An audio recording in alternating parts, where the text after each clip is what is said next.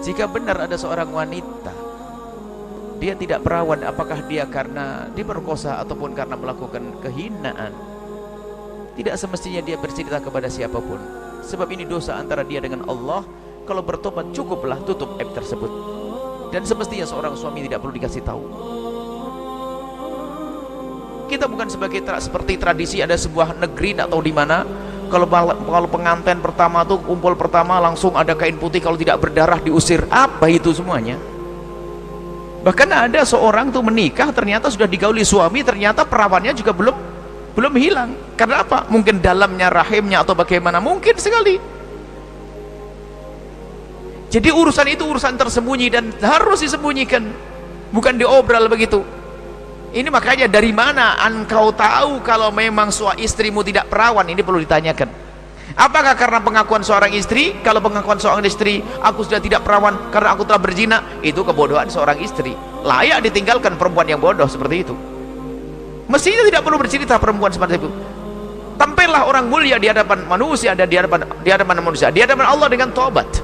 Itu aib yang harus disembunyikan. Nabi sendiri tidak pernah membuka aib. Bahkan kalau ada orang ingin membuka celahnya sendiri, Nabi mengatakan la'alla kada, la'alla kada. Ada orang datang kepada Rasulullah, ya Rasulullah, halaktu wa qad zanaitu fatahhirni ya Rasulullah, aku kepleset dalam zina, sucikan aku ya Rasulullah, minta dihukum. Nabi mengatakan la'allaka lamasta, mungkin hanya sentuhan.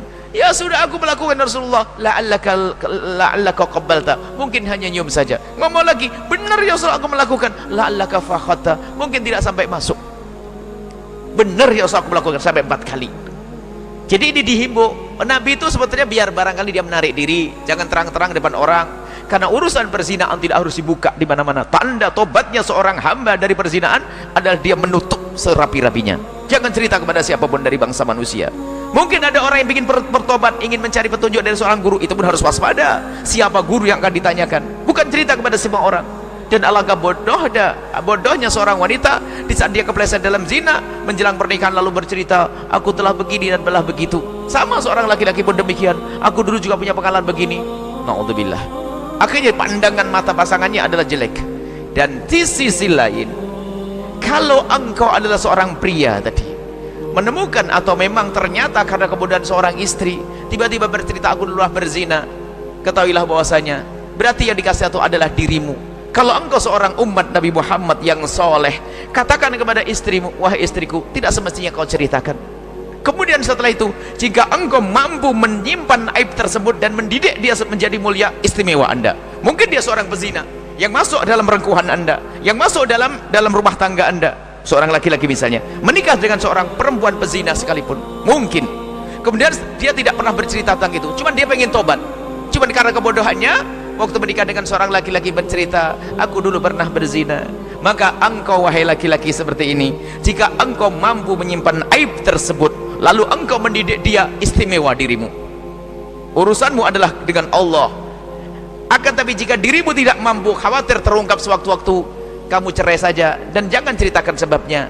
Karena apa? Kalau kamu mengungkap aibnya dia, lebih bahaya lagi. Dan nasihati dia agar di kedepan hari kalau menikah dengan seorang wanita laki-laki, tidak usah bercerita tentang masa lalunya, dan haram bagi Anda bercerita kepada siapapun. Apalagi sambil berkata, engkau aku cerai karena kamu tidak perawan. Nah, ini tambah gila, membongkar aibnya. Kita perlu pendidikan. Maka kami katakan kepada laki-laki tersebut, kalau memang betul istrinya karena kebodohannya, tidak semestinya harus Anda cerai. Sudah masuk dalam wilayah rumah tanggamu, kalau memang bisa dididik dengan yang baik, dengan mulia. At-taibu kaman la dzambala, at-taibu minadz dzambi kaman la dzambalah. Orang yang bertobat dari dosa seperti orang yang tidak pernah berdosa. Kami mohon kepada siapapun yang melihat saudaranya pernah berzina atau pernah curhat kepada Anda, segera tutup mulutnya, katakan kepadanya, jangan cerita kepada siapapun. Termasuk jika itu adalah Anda sebagai seorang suami menemukan istri yang bodoh, tidak pernah ngaji lalu berkata demikian, katakan kepada wanita tersebut, jangan cerita kepada siapapun. Cukup yang tahu adalah aku dan Allah dan engkau. Selesai. Membongkar aib adalah bahaya, kehinaan, dan jangan direndahkan wanita tersebut lalu dibongkar. Naudzubillah.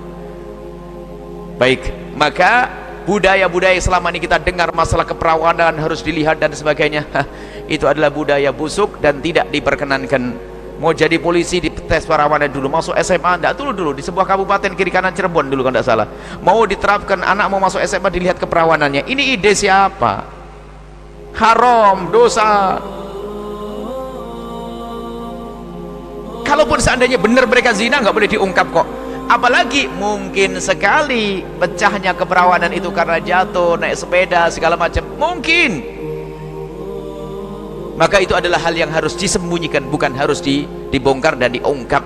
Semoga Allah mudahkan kita menjauhi kehinaan, dan semoga Allah menutup aib saudara-saudari kita dari mata kita, dan semoga Allah menutup aib kita dari mata saudara-saudari kita, dan semoga Allah membuka aib kita di mata kita sendiri untuk bisa mudah untuk menyesali dan bertobat.